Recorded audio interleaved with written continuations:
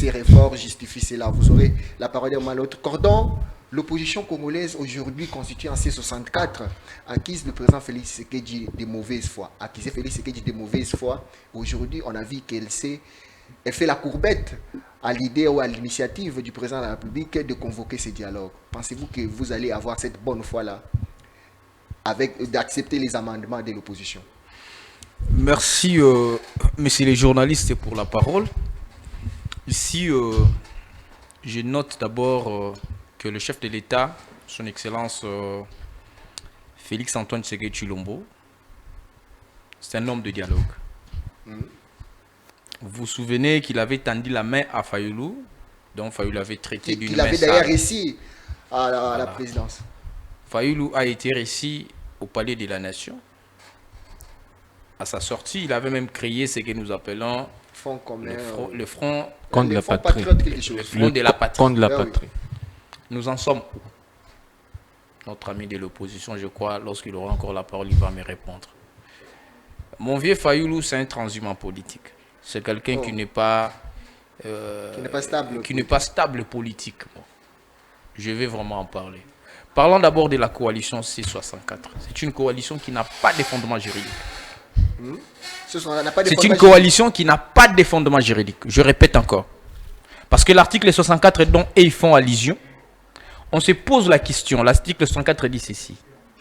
Tout citoyen congolais a le devoir de faire échec à un individu ou à un groupe d'individus qui prend le pouvoir par la force ou qui l'exerce en violation de la présente constitution. Ça, c'est l'alinéa premier. Question. Est-ce que le président Tshisekedi avait pris le pouvoir par la force? Non. Il a gagné les élections.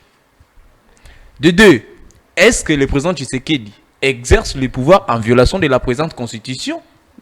La réponse est non. Quel est le fondement de cette structure bidon? On dit qu'il a craché à son serment en voulant le changement de la constitution. On demandait d'ailleurs sa démission. Est-ce que la constitution interdit son changement? La constitution interdit son changement. Je pose la question. Est-ce que la constitution interdit son changement? Citez-moi une disposition constitutionnelle qui interdit verbalement, bien littéralement, son changement. Il n'y en a pas. Et je suis en face des juristes ici. Ce qui n'est pas interdit en droit est autorisé. Et permis. De quoi parle-t-on ici? La coalition C64, c'est un conglomérat, excusez-moi pour le terme, c'est un conglomérat des aventuriers. Corrompus et inutiles. Parce que vous avez suivi Ale Bolodja, c'est un groupe des individus qui se sont réunis, qui se disent contre le changement de la Constitution. Mais lorsque vous posez la question à tous ces communicants qui passent dans des plateaux de télévision, vous leur posez la question, pourquoi vous ne voulez pas qu'on change la Constitution? Ils sont en difficulté de démontrer. Ils sont en difficulté de démontrer. Nous avions dit, nous voulons changer la Constitution, nous voulons toucher à la Constitution, parce que cette Constitution nous pose un sérieux problème, de régime politique. Je ne sais pas si les amis qui sont en face de moi ici, ils savent de quoi, qu'est-ce qu'on appelle régime politique. Un régime politique n'est rien d'autre que, on appelle institution politique publique. C'est l'ensemble des institutions politiques publiques de la manière dont ces institutions sont organisées, sont articulées. Et lorsque vous prenez notre régime politique, nous avons un régime politique semi-présidentiel. C'est-à-dire quoi? Ils ont mis les éléments du régime présidentiel et du régime parlementaire ensemble. Et dans ces régimes politiques ici, le président de la République a le main lié. Il règne, mais il ne gouverne pas. Je vous brandis l'article 91 de la Constitution. Les gouvernements définis, même si c'est en concertation, c'est une précision de taille. Même si c'est en concertation, mais c'est les gouvernements qui définissent la politique de la nation.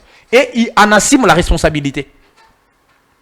C'est le gouvernement qui assume la responsabilité. Et l'alinéa D renchérit encore, il dit, c'est le gouvernement qui conduit la politique de la nation. Ce n'est pas le président de la République. Lorsqu'il n'y a pas l'eau, il n'y a pas de courant, il y a l'insécurité, on pointe les doigts à qui? Au président de la République. On pointe les doigts au président de la République. C'est pourquoi nous avions dit, nous devons toucher à la Constitution pour responsabiliser le président de la République. Parce que sociologiquement, le peuple regarde beaucoup plus celui qui est élu au suffrage universel. C'est à lui à qui le peuple a donné la responsabilité. Et nous devons les responsabiliser juridiquement, lui mettre devant ses responsabilités.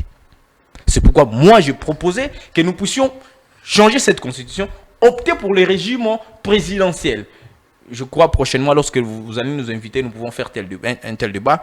Des arguments, pas un débat de la rue, comme je vois dans plusieurs plateaux de télévision, où il y a des communicants qui passent, qui ne maîtrisent, qui n'ont jamais même eu le temps de lire cette constitution-là. Donc, vous avez évoqué il faut qu'on adopte le régime présidentiel.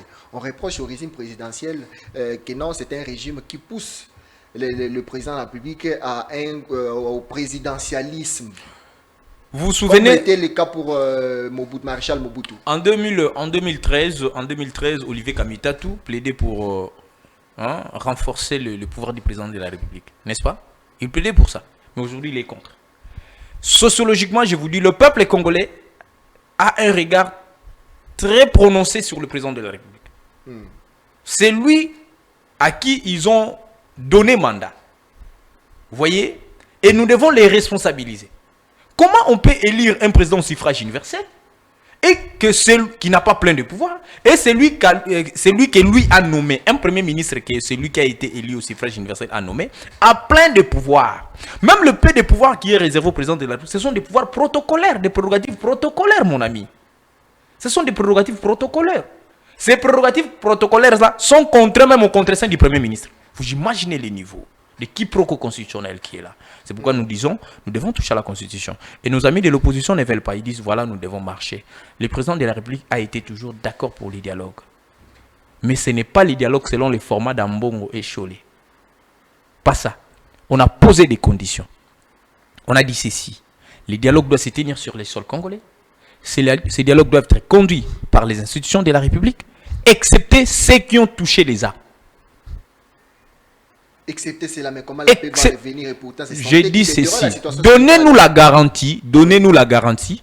Si on appelle Fayoulou, Sesanga, Katumbi, il s'appelle encore comment? Kabound, Sesanga, tous ces gens-là, tous ces conglomérats des aventuriers, on les met autour d'une table, que Kagame va retirer sa milice dans la partie est. Donnez-nous la garantie. Garantissez-nous si aujourd'hui les chefs de l'État convoquent les dialogues et que Kagame va retirer sa milice dans la partie est. Donnez-nous la garantie. Et le chef de l'État a aujourd'hui réussi, à changer les narratifs d'Ambongo. Même si Ambongo doit nous expliquer la partie